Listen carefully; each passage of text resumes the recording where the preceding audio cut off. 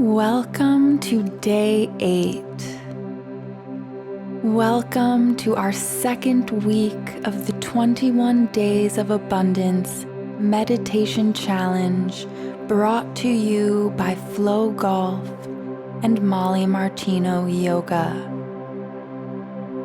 At this point in our challenge, it is likely that your nervous system has greatly expanded, and we hope you are feeling some of this abundant shift. As our nervous system expands to new ideas, beliefs, and values, it is common for the body to react with fear, or the voice of our inner critic to present itself to us. We have learned how the values and beliefs of others largely make up our subconscious minds. They form to our minds early on in life, around the time that our ego center is developing. As the ego center forms itself, our brains develop an inner critic to protect ourselves from the false beliefs we internalized about our three-dimensional world.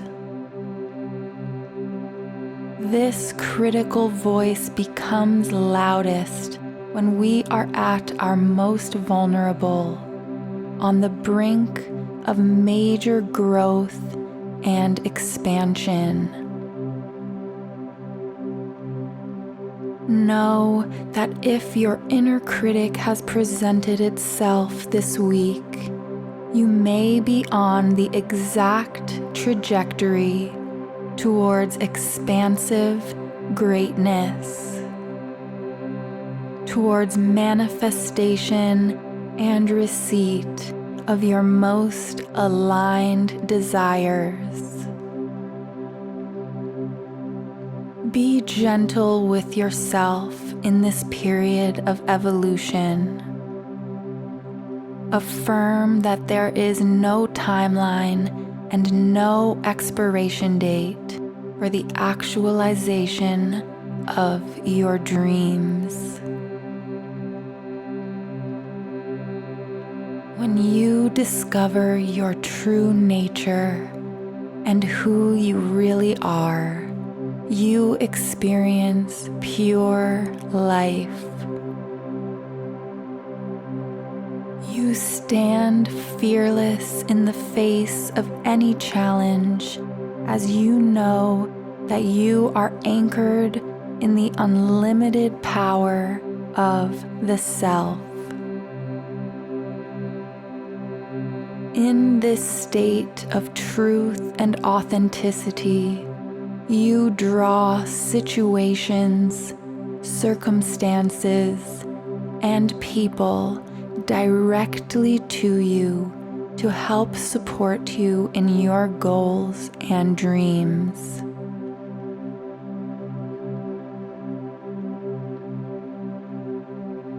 Despite this awareness, we as humans are not immune to hearing thoughts and opinions that do not reflect our highest truth.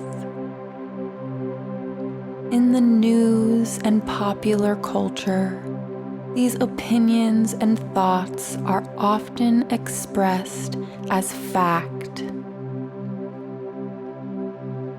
For instance, we may hear news that jobs are scarce and the country is headed towards a recession. We may hear news that the world's resources are rapidly dwindling, or that we are unsafe in our current existence. It is important to note that such statements are not to be confused with universal truth. Instead, They belong to a collective consciousness that projects an overarching sense of scarcity and the false illusion that we are in competition with each other.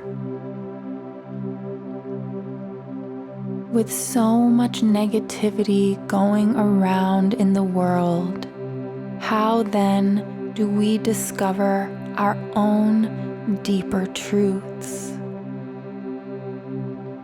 The answer is by coming into meditative silence.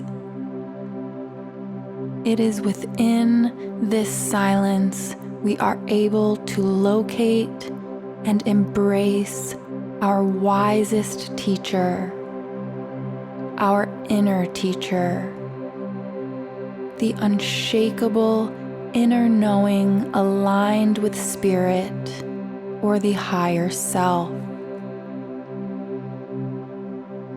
The fear and negativity-based chatter of our three-dimensional world can be broken through by going within and trusting that what is on the other side of fear is beyond our wildest imagination. When you are ready to move from goodness to greatness, you must draw upon the unlimited power you possess to rewrite the rules of life and what is possible for you. This week, as we continue to expand our consciousness, we will practice releasing the need to judge and evaluate both people and circumstances as good or bad, as right or wrong. When we pass judgment on people and events in our lives, we create a type of turbulence that gets in the way of our connecting with our highest self. Judgment is a way the brain gravitates towards resistance, resisting what already is. Relinquishing this need will enable us to put the law of pure potentiality into practice in our lives. The Buddhist story of the second arrow describes the mental suffering that arises from our own resistance to difficult experiences. The first arrow represents the difficulty or pain in life, and the second arrow represents the mental suffering that arises from our own reactions to it. The Buddha taught that while we cannot always control the first arrow, we can choose a reaction to avoid the second arrow. We only suffer to the extent that we resist.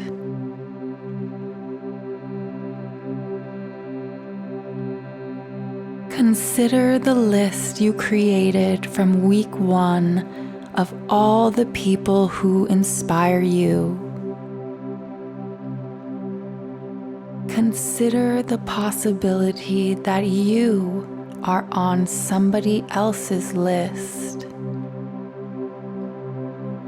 Consider all the ways that your mindset is a breath of fresh air to a world that's only known the opposite.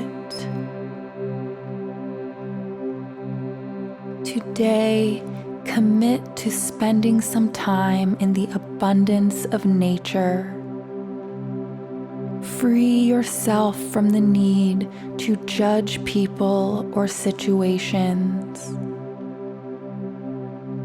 Affirm to yourself that I will judge nothing that occurs today, and periodically remind yourself of this important commitment.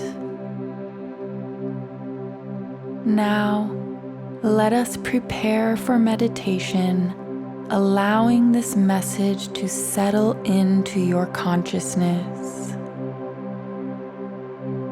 It is my birthright to exercise my personal power of choice. It is my birthright to exercise my personal power of choice. Now let us begin. Please find a comfortable position, placing your hands lightly in your lap and closing your eyes. In this moment, go within to that place of inner quiet where we experience our connection to our highest self. Allow all thoughts to pass and begin to observe the inflow and outflow of your powerful, life-giving breath. With each and every breath, becoming more relaxed, more comfortable, more at peace. Now gently introduce today's Sanskrit mantra. Loka samasta sukhino bhavantu. May all beings everywhere be happy and free, and may the thoughts, words, and actions of my own life contribute in some way to that happiness and freedom. Loka samasta sukhino bhavantu. If you find yourself distracted by thoughts, sensations, or noises in the environment, simply return your attention to mentally repeating the mantra. Loka samasta sukhino bhavantu. Please continue on with your meditation. When it is time to release the mantra, you'll hear me ring a soft bell.